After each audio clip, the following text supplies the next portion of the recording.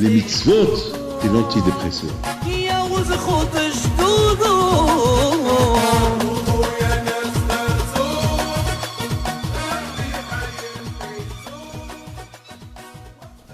Bishut Moray Verabotai, Bishut, le Balabait, même qui n'est pas là.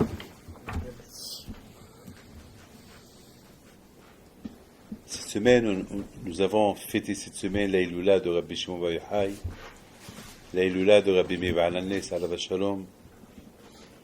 Comme vous avez tous remarqué, que ces deux tzadikim, presque, ces deux tzadikim que jusqu'à maintenant on fait leur Aïloula, le monde entier l'a fait.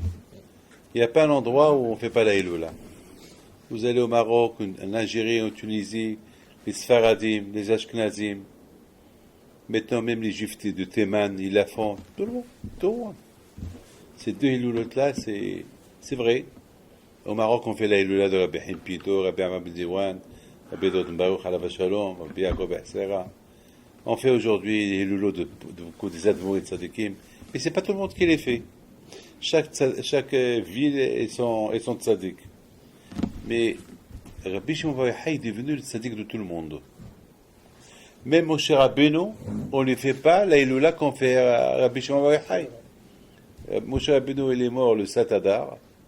Ce jour-là-bas, on jeûne. Il y a beaucoup de gens, mon père, il jeûnait. Il jeûnait, mon père, là-bas. Il n'y a pas d'Iloulot. Et pourtant, il y a plein de tzadikim. Pratiquement, on ne fait pas leur Iloula. Bon, il y a ceux qui veulent dire que c'est quand même... Alors, peut-être j'ai une autre question. Vous savez que parmi les... Rabbi Akiva, il a perdu ses élèves, 24 000 élèves. Sur 24 000 élèves qu'il a perdus, ils sont restés 5. Et parmi les 5, c'est Rabbi Shimon Bar Yochai et Rabbi Meir Baal HaNes. Ah, pourquoi on ne fait pas les autres?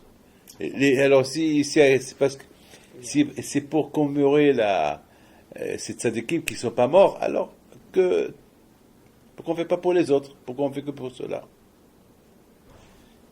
Il doit avoir une raison très très particulière pourquoi on fait la Iloula de Rabbi Shimon Bar Yochai, et celle de Rabbi Meir. Et surtout celle de Rabbi Shimon Bar Yochai. Parce que là, on l'appelle Hiloula. Hiloula, ça veut dire un mariage. Et c'est quoi un mariage? Vous savez ce que c'est qu'un mariage? Tout le monde sait qu'un mariage, c'est un homme et une femme qui se marient et qui deviennent une seule personne. C'est-à-dire que la Hiloula, lorsqu'on fait l'Hiloula d'un tzaddik, c'est-à-dire qu'on fait la Hiloula d'un tzaddik pour être une seule personne. On devient une seule personne. C'est-à-dire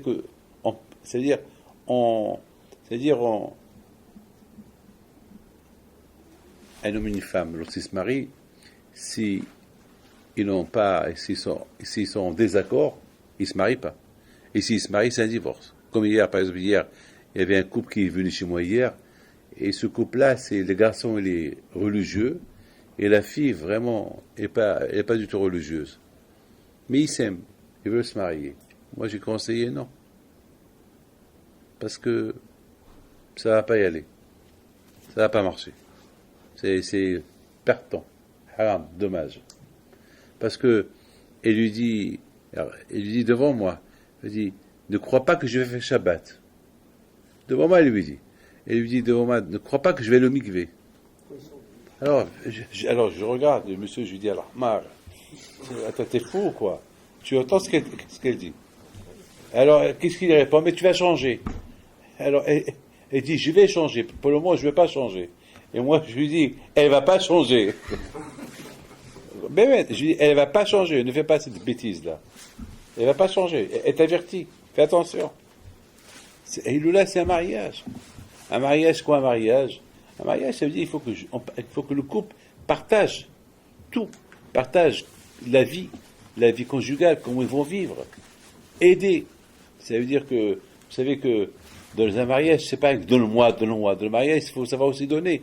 Je voudrais simplement vous dire que dans un mariage, j'ai vu dans un livre de Torah qui dit qu'un mariage, il ne faut pas s'attendre à recevoir. Il faut s'attendre qu'à donner. Il ne faut pas s'attendre à recevoir. Il faut s'attendre à donner. Donner. C'est tout. Il faut s'attendre à donner. Alors je lui dis, c'est là, est averti de maintenant.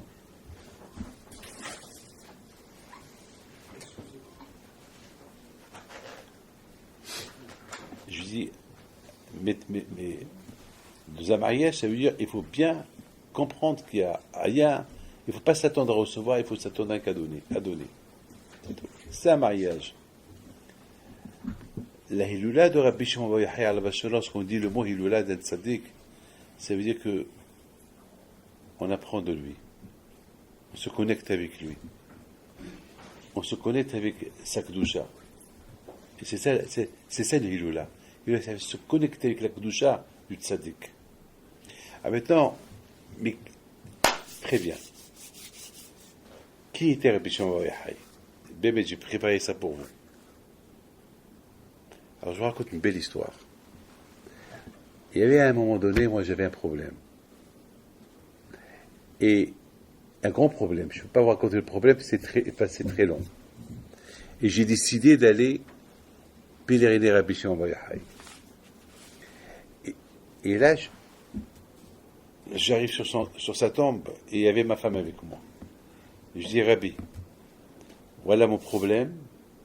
Tu sais bien de là-haut que c'est un mensonge.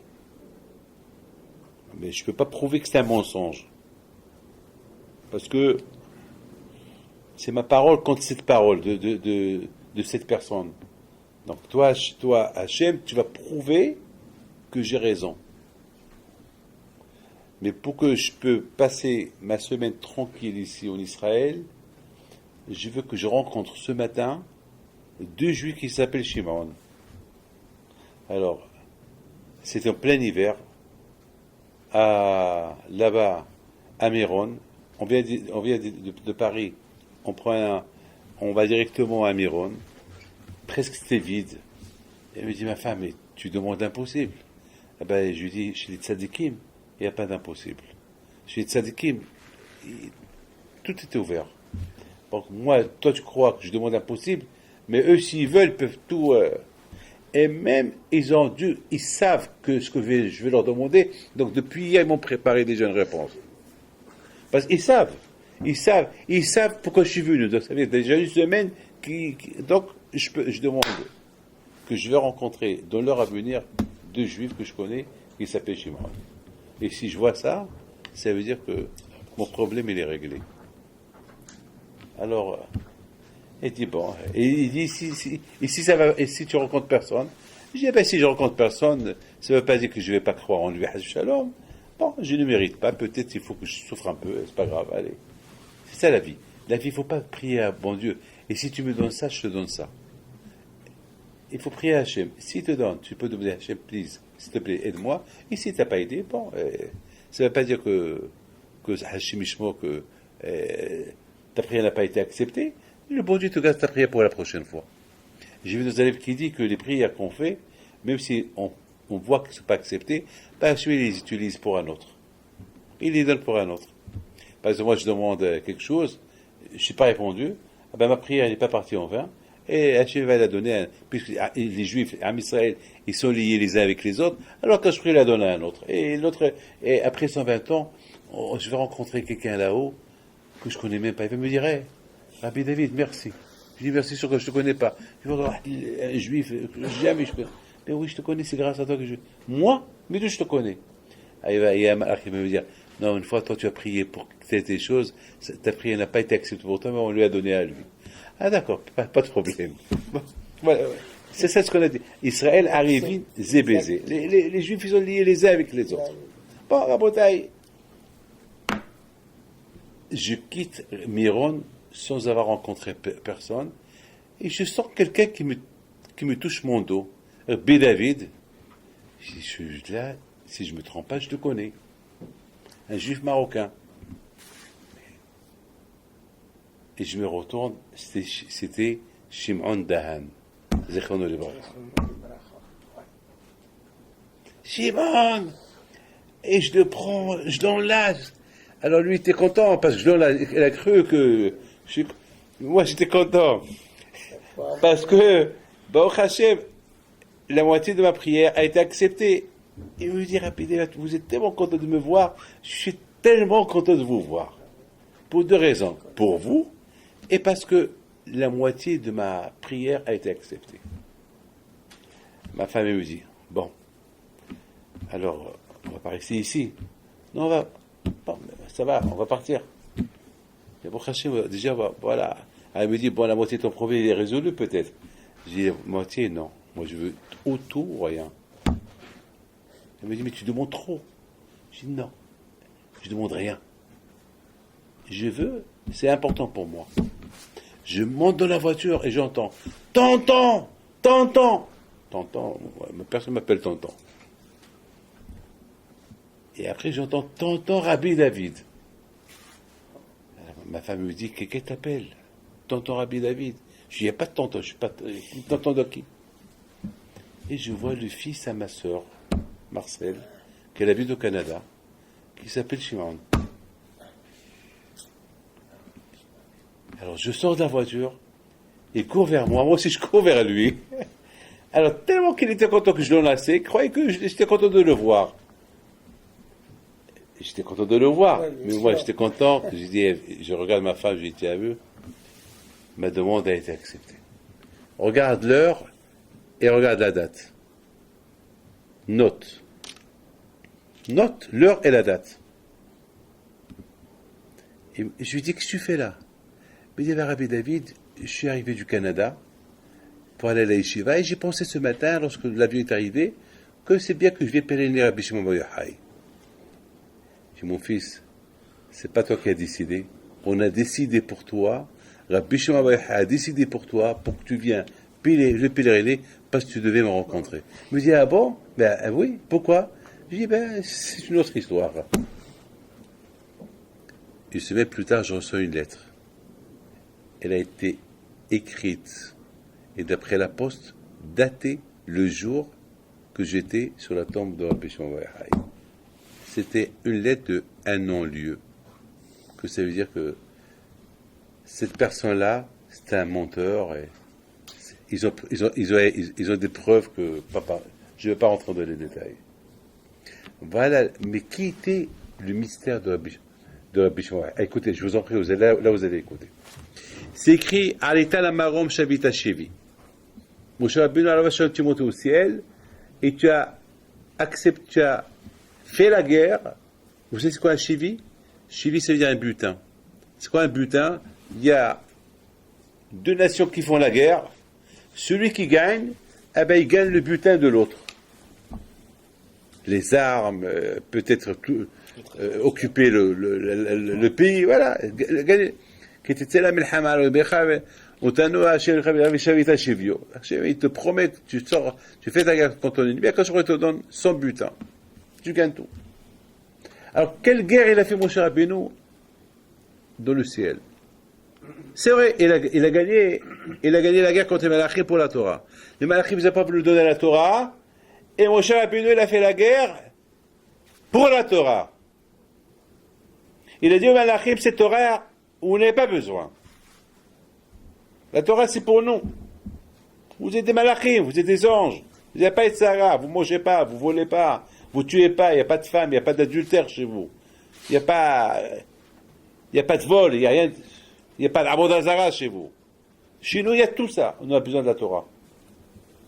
Grâce à la Torah, on va vivre. Vous n'avez pas besoin. Et il aura donné des arguments. Finalement, le Malachim lui dit, bon, très bien, tu as gagné. Très bien. Alita la marom, très bien. Il a fait la guerre contre les Malachim, il a gagné. Mais c'est quoi butin? Tu as gagné un butin. C'est quoi? La Torah, c'est pas un butin, la Torah. La Torah, c'est la Torah. La Torah, c'est notre Dieu. Vous avez compris? Il y a une différence entre un butin et un Dieu. La Torah, c'est notre Dieu.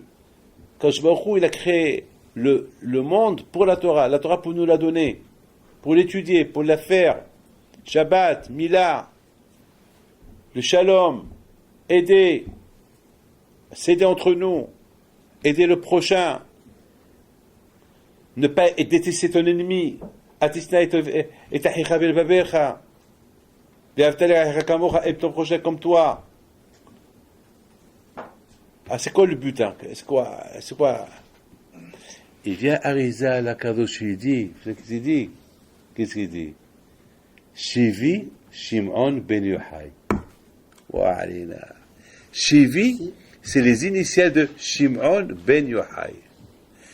Ça veut dire que Moshe Rabbeinu, il a capturé la Neshama de Shimon ben Yochai. Voilà. Alors j'ai posé une question. Et qu'est-ce que tu vas faire avec? Est-ce que Moshe Rabbeinu, il a pris la Neshama, il l'a mis dans sa poche, il est venu avec dans ce monde-là? Mais est-ce que vous avez entendu, est-ce que ça existe une chose pareille? Qu'on monte là-haut, on prend une Neshama, on la met dans la poche, on se balade avec, c'est quoi ça? Pourquoi la Neshama, sur captivité, pourquoi c'est un butin la Neshama? Est-ce que c'est de la rigolade? Un butin, par exemple, tu gagnes, je sais pas, tu gagnes des armes, tu gagnes quelque chose, je sais pas moi, mais pas une Neshama. Pourquoi une Neshama? Pourquoi? Qu'est-ce qu'il y a de spécial dans la Neshama de Rabbi Shimon ben Yochai? Vous savez, mes amis, je voudrais vous raconter une petite histoire pour vous dire c'est quoi la Torah, comment il y a des choses secrètes que l'on ne comprend pas. La semaine dernière, avant que je sois parti à Montréal, la semaine dernière, sur mon bureau, écoutez bien ça, il y a une carte d'invitation qu'on m'a invité il y a 3 mois. Le rabbin de Bonneuil, la yeshiva de Bonneuil, il m'a invité pour le gala de la yeshiva. Ça fait 5 ans que je lui promets de venir. Et chaque fois, je lui dis oui, non, oui, non, oui, non. Chaque fois, je lui dis oui, mais maintenant, si je peux, je viens, mais jamais j'ai été. Mais j'ai toujours aidé la yeshiva. Et voilà, il y a 3 mois, il me dit, Rabbi David, je viens vous inviter. Je te promets, cette année, je viens. Parce que le 27 février, j'ai rien programmé. Elle m'a dit, je peux écrire votre nom? Oui, tu peux écrire mon nom. Alors, qu'est-ce qu'il fait? Il me dit, voilà. Je l'ai écrit. Ah, d'accord. Alors, si Dieu veut, je viens. Je prends la carte, je la mets sur mon bureau. Il me dit, est-ce que je peux vous demander autre chose? Je me dis oui. Je dis oui. Et dans le cas où vous ne pouvez pas venir, je ne sais pas, parce que on sait que vous voyagez souvent, au moins de venir nous donner un cours de Torah à la yeshiva. J'ai dit d'accord, je vous promets. Je prends, mais écrivez-le sur la carte. Je l'écris sur la carte et je prends la carte et je la mets comme ça en face. Ça fait 3 mois jusqu'à maintenant. Elle est encore là-bas. Chaque fois que je prends la carte pour la mettre à la Gnisa, je la mets dans la Gnisa et je la reprends. Non, David, tu ne peux pas, parce que tu n'as pas encore donné le cours de Torah. Ce Rav, le Rosh Yeshiva, t'a invité, il faut que tu le donnes. La semaine dernière, lundi dernier, je prends la carte, je dis, ça y est, il faut que je l'appelle. Il faut que je l'appelle pour fixer un rendez-vous. Cette semaine, il faut avant mercredi, avant que je parte à Montréal, je m'arrange avec lui. Ça y est. Basta. Ça y est, il faut que je le fasse. Mardi matin, lundi matin, j'ai peur de vous oublier, mais lundi matin peut-être, je vais à la yeshiva pour faire la prière, 7h du matin. Lundi au mardi, je ne peux pas vous dire. C'est lundi au mardi. Je rentre dans mon bureau, 32 rue du Plateau, et je m'assois. Alors, j'entends qu'on tape à la porte. Est-ce qu'on commence Houdou? Je dis, commencez Houdou. Et j'ouvre les tiroirs. Et le dernier tiroir, il y a là-bas un calepin, des adresses, des téléphones. Et je me suis dit, tiens, je veux voir ce qui se passe. Je vais effacer les noms que je n'ai pas besoin. Est-ce que tu fais ça avant la prière? Ça fait 5 ou 6 ans qu'il est là-bas. C'est maintenant que tu choisir quelle adresse tu veux. Mais c'est pas normal, c'est pas logique. Ou pas. C'est pas logique. Mais vous allez voir comment le bon Dieu fonctionne. Le puzzle d'Hachem, nous ne le comprenons pas. Hachem, il a son propre puzzle. Et après, tu colles et tu vois des choses incroyables qui arrivent. Je commence à voir les noms. Et je tombe sur Raftel. Waouh! Je lui ai promis d'aller lui donner un cours de Torah à la yeshiva. Bon, c'est bon. J'ai commencé à voir celui-là, il est mort, celui-là, il est vivant, celui-là, j'ai son adresse. Et dès que j'arrive à son adresse, à son nom, j'ai fait un cercle, j'ai celui-là, il faut que je l'appelle maintenant. Je prie, je l'appelle. C'était 7h10. Ça veut dire que depuis que je me suis assis sur le bureau, depuis 7h moins quart, 7h10, c'est là que je me lève faire la prière. Vous ne voyez pas qu'on m'appelle 2 heures plus tard pour me dire que ce rave-là, alors que j'étais en train de fouiller de penser à lui, il a été presque égorgé à la rue Saunier. Et c'était son fils qui a sauvé sa vie. À quelques centimètres, il pouvait mourir déjà. C'est-à-dire que Akadosh Baruch Hu, il a vu Akadosh des choses que nous on ne voit pas. Tel et tel jour, il va avoir telle et telle chose. Alors David, pense à lui. Il faut que tu vas donner un cours de Torah chez lui. Ne l'oublie pas. 24 heures avant, encore je pense à lui. Et le matin, 5 ou 10 minutes avant ce qui s'est passé, Hachem il fait que je m'assois, que je suis fatigué, que je commence à fouiller les tiroirs et je prends ce calepin pour trouver son nom et pour faire un cercle, il faut que je l'appelle après la prière. Parfois, une bonne pensée sur quelqu'un, elle peut sauver sa vie. Lorsqu'on pense à un juif, dans la prière, on pense à lui, on pense l'aider, on pense lui faire un service. Non, c'est rien du tout.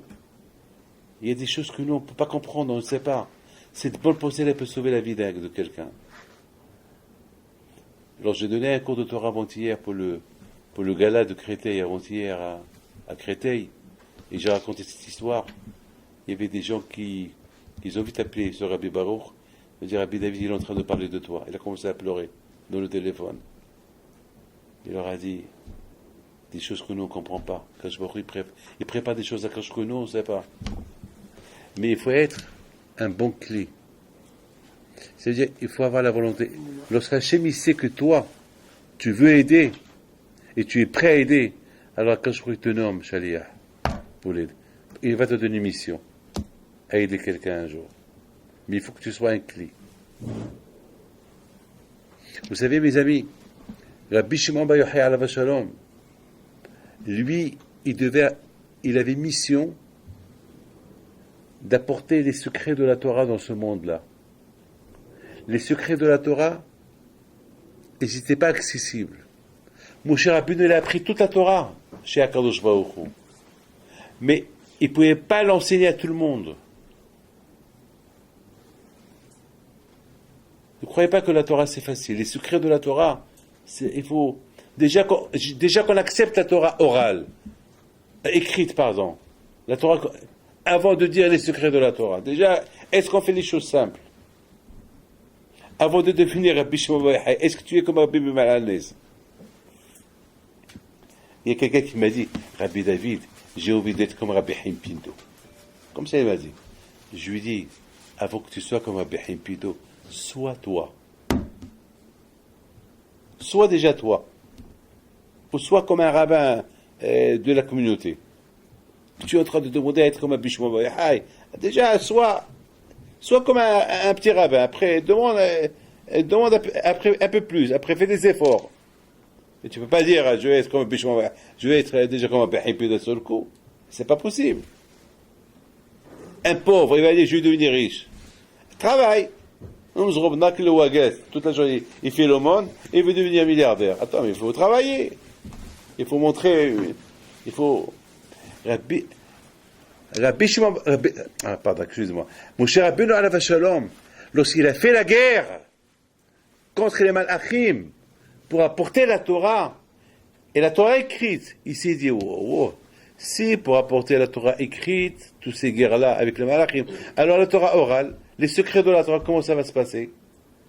Comment ça va se passer? Et qui va diffuser les paroles, la Torah orale, la Torah, les secrets de la Torah? C'est Rabbi Shimon Bar Yochai. Donc lorsque Hachamim ils disent, Alita la marom shavita shivi, toi Moshe Rabbeinu tu montais là-haut, et tu as fait la guerre contre les malachim et tu as pris un butin, c'est pas la neshama elle-même. Il a tracé, il a préparé que lorsque Rabbi Shimon Bar Yochai vient de ce monde-là, eh bien, il viendra sans problème.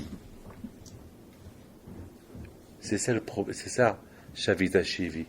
C'est pas il a fait la guerre, il a porté un butin, ça veut dire il a apporté, il a apporté le potentiel, ça veut dire il a préparé le chemin pour Rabbi Shimon Bar Yochai pour qu'il puisse venir dans ce monde-là sans problème.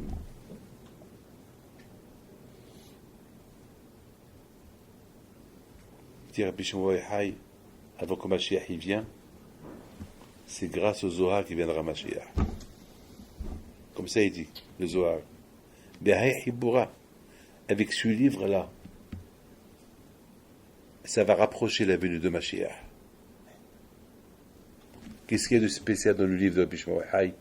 Les secrets. Les secrets de la Torah. Comprendre mieux la Torah. Moshe Rabbeinu est monté là-haut, il a mené la guerre pour apporter la Torah, il a gagné le malachim. La Torah n'est pas pour eux, pour vous. Ils ont dit d'accord, la Torah n'est pas pour nous, mais c'est pas la peine de prendre les secrets. Les secrets de la Torah, vous n'avez pas besoin. Il leur dit Moshe Rabbeinu, et pour mieux la comprendre, on a besoin de ces secrets. À quoi ça sert que vous voyez un coffre plein d'argent, mais vous n'avez pas les clés? Vous n'avez pas le code. Mais voilà, on vous donne un cadeau empoisonné. Un coffre. Il y avait des milliards de dollars, mais vous n'avez pas le code. Vous n'avez pas les clés. Ouais, je suis milliardaire, mais à quoi? À quoi ça sert? Je suis milliardaire, mais à quoi? Avec quoi? Pour être milliardaire, il faut que je profite de mon argent. C'est bien, on est milliardaire en Torah, mais si on ne comprend pas les secrets de la Torah, ça sert à quoi? Ça sert à quoi?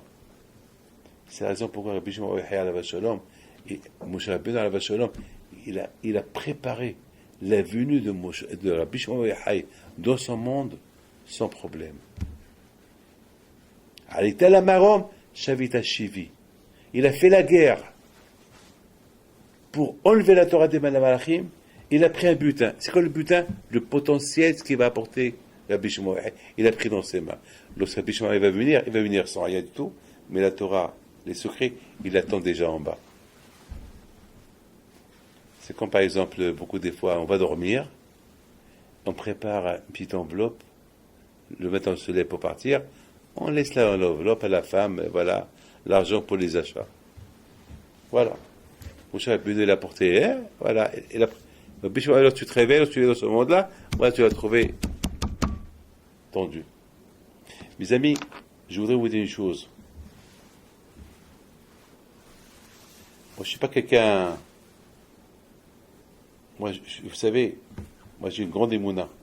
Grâce à lui, il ne me manque rien du tout. Moi, je vous le dis. J'ai pris à Kadosh Baruch Hu. Je vous dis une chose. Chaque année, j'ouvre une yeshiva. Je ne peux même pas vous dire... C'est inimaginable. Vous savez, je n'ai pas de budget. Et beaucoup de fois, je dis à Kadosh Baruch Hu, voilà, j'ouvre pour toi, mais à toi de m'aider. Tu m'aides pas, je ferme. Et si je ferme, c'est toi qui perds. Alors tu veux pas perdre, tu m'aides. Tu m'aides et je t'aide. Tu m'aides et je t'aide. Et j'ai raconté tout à l'heure à Charlie une chose qui s'est passée hier. Bon, à ce moment-là que je vous parle, dans le mois prochain, cette année, grâce à Dieu, on a ouvert 3 yeshivot cette année. Et c'est l'année, Zamak, la plus dure. Cette année de la crise. Voilà, on a ouvert au 17e, il y avait 25 avrichim qui étudiaient la Torah. Et on a ouvert la yeshiva à Ashdod, une autre yeshiva à Ashdod. Et dans un mois, en Argentine, on ouvre la yeshiva en Argentine. Et c'est pendant la crise. Et je vous raconte avec une petite chose qui s'est passée hier. Hier, c'était le 1er mai. William Marciano a payé tout le monde. J'étais sûr que ça payait tout le monde. Oui, j'ai payé tout le monde. Mais Rabbi David, un miracle, il n'y a plus rien. Très bien. Mon beau-fils, qu'il arrive, Il dit, Rabbi David, le nouveau Rosh Kolel, il n'a pas payé. On ne l'a pas payé. Je dis, comment je vais faire? Pourquoi tu ne me l'as pas dit? J'ai oublié. J'avais un peu de canadien que quelqu'un m'a donné la semaine dernière. J'ai dit, tu sais quoi? Tiens cette enveloppe-là. Il vient une heure plus tard, il me dit, Rabbi, c'était exact. Mais maintenant j'ai oublié, il y a l'autre que j'ai pas payé. J'ai dit, attends, tu es en train de jouer avec moi là, comment je vais faire? C'est le 1er mai. Et moi, j'aime pas payer les gens. Écoute-moi, tu attends. Il va attendre. Rabbi David, demain, il a besoin de son argent. Bon, ça va, si Dieu décide demain, Dieu est grand, on va le payer d'ici demain. Il va recevoir un chèque, d'ici demain, il recevra son chèque. Il me dit, mais aujourd'hui. Je dis, écoute, tout aujourd'hui. Écoutez bien. Je dis, maintenant, je reçois les gens maintenant, il ne faut pas me perturber. Dieu est grand. Vous voyez pas que William Arsenault rentre chez moi et me dit, Rabbi David, il y a tel et tel de Miami qui vient. Il est là, il veut voir. Bon, il y a beaucoup de monde, mais là, il s'est trompé. Au lieu qu'il prend un train pour aller à il était comment ça s'appelle, il était je sais pas, à Marseille, ou lui qui va à l'île de France, pas l'île de France, prendre le TGV pour aller jusqu'à l'île Europe. Ah bon, c'est ça, pour aller jusqu'à Bruxelles. Il s'est trompé, il a pris le train qui l'amène à Paris. Donc, puisqu'il est à Paris, il s'est senti qu'il avait un peu faim. Il s'est dit, bon, là, il va manger. Et où il va manger? À la rue du Plateau. Et là, chez quelqu'un à la rue du Plateau. Et il voit les gens qui sortent. Et puis, il dit, ah, vite, il voit William. Il me raconte tout ça. J'ai dit, alors dis-moi, alors ça veut dire que tu t'es trompé. Au lieu que tu vas aller à l'Europe, tu as préparé. Il me dit, oui, c'est pas vrai. Tu t'es pas trompé.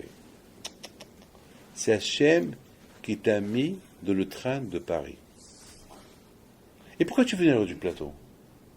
Ben, je me suis trompé. Je dis, allez, c'est Hachem qui veut que tu viennes à l'heure du plateau. Il me dit, pourquoi? Je dis, pourquoi? On verra ça plus tard. Je reste avec lui un peu. Vous ne voyez pas que la somme qu'il m'a laissée sur la table, c'est la somme exacte. Et Hachem, il est témoin que je devais donner à ce Rosh Kolel. Comment vous comprenez ça? Et comment vous comprenez l'histoire le numéro de téléphone, l'adresse? Pense à ce monsieur-là en plein prière. Ça, Rabotaï, c'est des choses pour savoir que nous, on n'est que des pions. On n'est rien du tout. C'est Hachem qui décide. Mettez ça dans la tête. C'est Hachem. Et c'est la raison pourquoi il faut toujours dire que Hachem décide bien les choses pour nous. Il faut toujours prier que Hachem il décide des bonnes choses pour nous. Et c'est ça, Rabotaï, le kouah de Rabbi Shimon Bar Yochai. Le kouah de Rabbi Shimon Bar Yochai, c'est la raison pourquoi jusqu'à maintenant, parce que la force de Rabbi Shimon Bar Yochai, elle est double. Deux. Première chose, pour les rabbanim, pour ceux qui étudient la Torah, on comprend la Torah mieux avec les secrets de la Torah, avec le Zohar, comment Rabbi Shimon. D'ailleurs, la Hassidout, elle est basée sur la Torah. Nous, les Marocains, et les Tunisiens et les Algériens, la plupart de nos coutumes, ils sont basés sur le Zohar. Ils sont basés sur la Kabbalah. Ils sont tous basés sur la Kabbalah. C'est pas, ne croyez pas que même la prière, notre façon de prier, tout ça, c'est de la Kabbalah, tout ça. Donc ça veut dire qu'on a gagné deux choses avec la Neshama de Rabbi Shimon Bar Yochai. Primo, c'est un événement spectaculaire. Parce que s'il n'y avait pas... Parce que Rabbi Shimon Bar Yochai, lui, c'est lui qui devait nous apporter, nous traduire ces éléments des secrets de la Torah. Or, s'il ne vient pas, si sa Neshama ne vient pas dans ce monde-là, c'est un problème. Et s'il vient sur les secrets de la Torah, c'est un problème. Et s'il vient avec les secrets de la Torah, les malachs ne vont pas le laisser. Donc, Moshe Rabbeinu, il a préparé sa venue. Donc, ça veut dire que Rabbi Shimon Bar Yochai, il devient le capital c'est le capitaine de la Torah. Vous savez qu'est-ce qu'on dit? Naase Adam ne'ema ba'aborecha ba'yochai. C'est quoi Naase? C'est que lorsque Hachim il a dit on va faire un homme, il a pensé à Rabbi Shimon bar Yochai. Naase Adam, on va faire un homme comme Rabbi Shimon bar Yochai. Ne'ema ba'aborecha. Pourquoi Rabbi Shimon bar Yochai? Parce que c'était lui la clé essentielle des secrets de la Torah. Moshe Rabbeinu est là pour apporter les secrets de la Torah, mais il ne pouvait pas les donner. Il n'avait pas ce pouvoir-là de les distribuer, de les dévoiler. Il y a un Rabbi Shimon bar Yochai seul. Il y a eu cette permission-là. C'est la raison pour qu'on lui fait la fête. Et étant donné que Rabbi Shimon bar Yochai et Rabbi Meir ils étaient l'un à côté de l'autre, donc on fait les deux Hilulot à la fois. Donc on fait les deux Hilulot à la fois.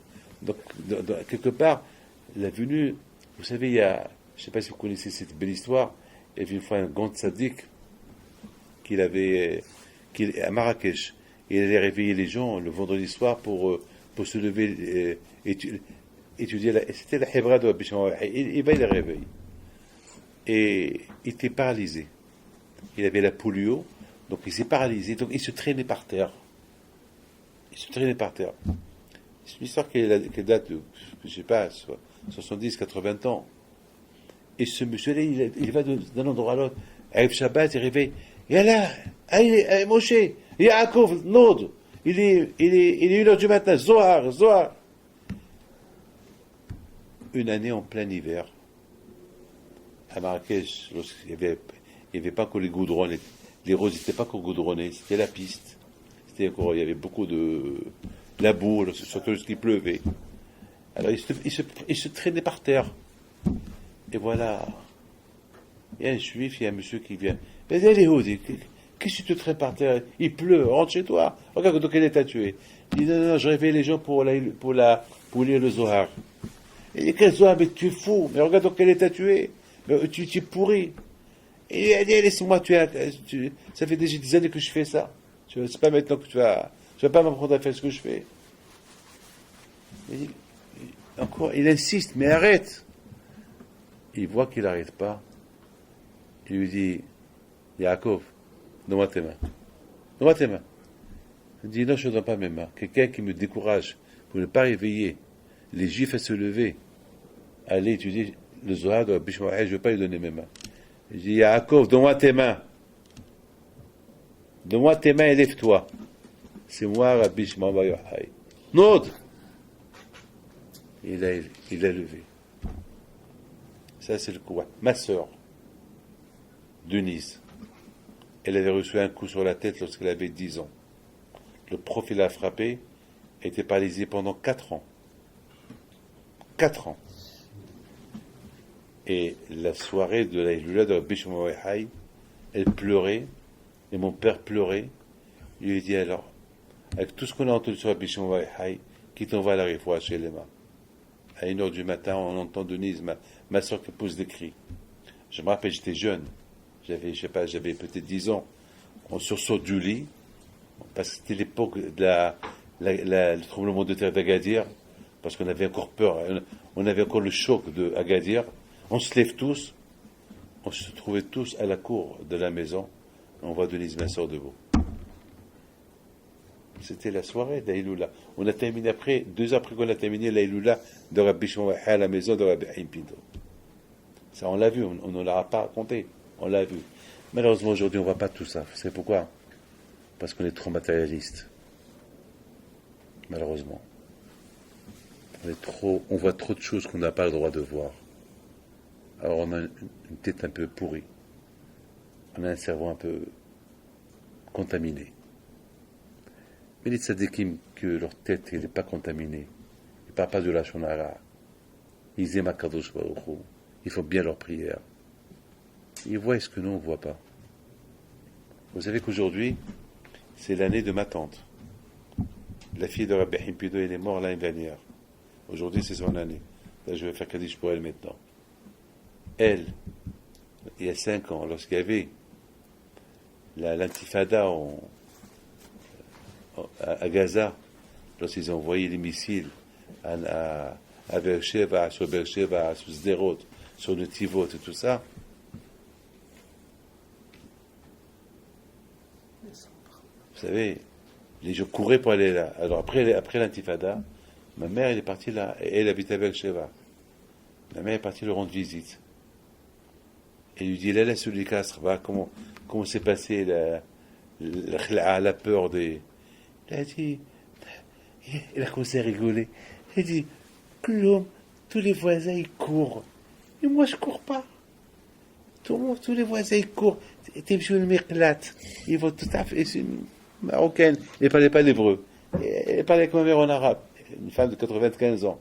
La fille de Rabbi Himpin de Alav Shalom. Cette dernière qui est restée vivante. Elle est morte l'année dernière. Kloum, tout le monde court. Et moi je cours pas. C'est ma mère qui me l'a raconté le mois dernier. Et ma mère lui dit, pourquoi et personne t'accompagne au Miklat? Là, pourquoi je vais le Miklat? Ah, il bat, bébé, et mon père, il me protège. Et mon père, comme ça. Et mon père me protège. Alors, qu'est-ce qu'elle fait? Elle se lève, elle marche doucement, elle ouvre la porte. C'est les anciens bâtiments de Amigo de l'époque. Et elle dit à ma mère, t'as un zipsita, j'apporte la chaise. Autant et j'ouvre la porte, autant je je m'assois sur la chaise, autant et je vois mon père Alav Shalom, il s'assoit sur les escaliers, il reste là-bas, et je me regarde et je le regarde. Une fois que la hazaka, la sirène, elle s'arrête, lui il s'en va, et moi aussi je ferme la porte et je rentre. Et après tout le monde vient. Comment vous comprenez ça? Dites-moi. Ça, c'est la fille de Rabbi Himpito qui raconte. C'est aujourd'hui.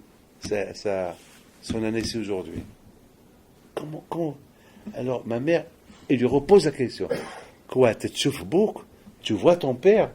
Il lui dit, ah là, il bat bébé. Ah là, quelle timimout. Est-ce que nous, on a cette timimout? Non. Dites-moi. Est-ce que nous, on a cette timimout de parler comme ça? Nous, on est malins. Nous, on pense qu'à soi. C'est pour ça qu'on ne voit pas, on ne réalise pas des choses. Mais on est dans la bonne direction, Baruch Hashem. On est dans la période de Mashiach. On est, mettez ça dans la tête. On est dans la période de Mashiach. Et c'est la raison pourquoi le Zohar HaKadosh, c'est un grand potentiel pour nous.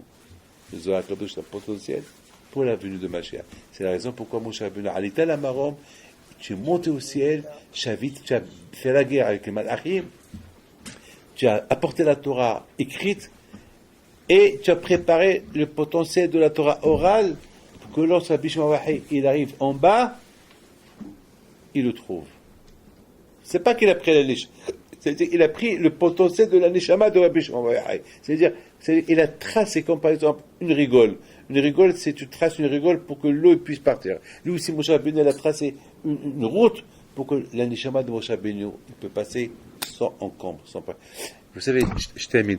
Je ne sais pas si vous avez entendu parler d'un grand tzaddik à Tiznit. Il s'appelait Rabbi Nissim Abisror. Un grand tzaddik. Il a écrit un livre super, un livre de Kabbalah. J'ai ce livre-là. Et là-bas, j'ai lu dans ce livre qu'il dit, il apporte un midrash. Il dit que lorsque la neshama de Yitzhak Abinu devait venir,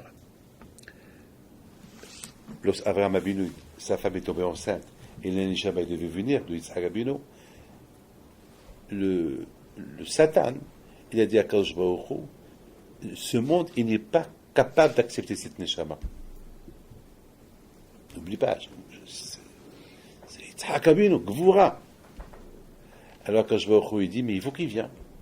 Alors le Satan, il dit, ouais, mais le monde, il ne mérite pas cette neshama. Alors Kadosh Baruch Hu, il dit, alors viens, on fait un deal, toi et moi. Il lui dit quoi? Si Yitzhak il vient, Esav il vient. Et si Yitzhak il vient pas, Esav il vient pas. Alors tu choisis. C'est pour ça que Yitzhak il a eu et Yaakov et Esav. C'est beau, hein? Ça veut dire que même sur les neshamot importantes, les malachim là-haut, ils peuvent faire un obstacle. Il faut que la génération mérite.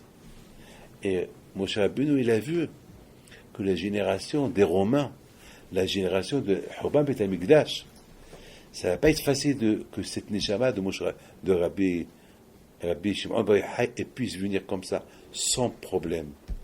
Donc il a préparé quelque chose. Il a préparé la route pour que Rabbi Shimon Bar Yochai puisse venir sans problème. Alita la marom, Shavita Shivi. C'est quoi le butin de la guerre? C'est pas la Torah. La Torah, c'est pas un butin. Mais le butin, c'est le secret de la Torah. Vous avez compris? Parce que la Torah, on l'a. Je cherche un coffre, un trésor. Voilà, j'ai trouvé. Super, tu es milliardaire. Super. Mais où sont les milliards? Ils sont dedans. Alors, tu as gagné quoi? Tu peux crever, toi, et ta femme, et tes gosses, et ta famille, toutes tes générations, et ce coffre, il va rester toujours fermé. Alors, tu as gagné quoi? On n'a rien gagné. C'est ça ce que Moshe Rabbeinu a compris la leçon. Moshe Rabbeinu, qu'est-ce qu'il a fait? Il a pris le butin à lui, c'est les secrets de la Torah, c'est les codes de la Torah. Il a préparé le chemin pour Rabbi Shimon Bar Yochai, pour que le moment où que Rabbi Shimon vient, il y a les secrets de la Torah. Baruch Adonai l'olam, amen et amen. Que Hashem vous protège, vous donne bracha et tzlacha, et que le zéchut de Rabbi Shimon Bar Yochai t'agagne ba'atchem, et malé à Kadosh Baruch Hu, à tous ensemble. Et la ha de me'er aneni, 3 fois. Et la ha de me'er aneni, et la ha et la ha de Bar Yochai aneni, et la ha de Bar Yochai aneni, et la ha de Bar Yochai aneni. Kadosh Baruch Hu vous protège, il donne la santé à Balabaït Shalom, Keneratson, sa famille, sa femme, ses gosses. Et que le bon Dieu vous protège vous tous, et vous donne par la Tzatova, Aliyah Batorah Bratchamé. Rabbi Chaim Akasha Omer, Atsa Kadosh Baruch Hu, les Zakot Israël Tegar, et bien, je vais avoir la Hafez. מעט תתקרב תורה וידיר, גדל, קדש, שמי רבה, אלמד והכותב, בני פורטי וסף, בני יקרא משעל, בני ופרום חיים וחום וצבא הגנה וזכירים, ואמן. ותעשה את הדעת, אני את הלד, שמת, בושה וריחום. אמן. אלת תורתה, שבתה, שבתה, נחמתה. דבר על מה עברו אמן. על ישראל, יעקב תלמידי, תלמידי עוד ידי ועצמי ויתר כדשת ואתה ידי וחלטה ויתר. אילנה ולכל שנמה חינה, חיזה חייה וחיב זנני וחיב וחמי. מכדם חינה מרי שמיה, עברו אמן. אמן. רבם שמיה, עין שרה, שועה נחמד, זרוע פרקולה. וסחר כפרה ורוח והצלה. עמו ישראל מואמן. עושה שם גמר ומחמר. ויעשה שם עליכם ישראל מואמן. תקשיב ופותר. الهرب نبيت بيتو اللولا لزيتو الهرب نبيت بنتو نوضو يا العيالات صغرتو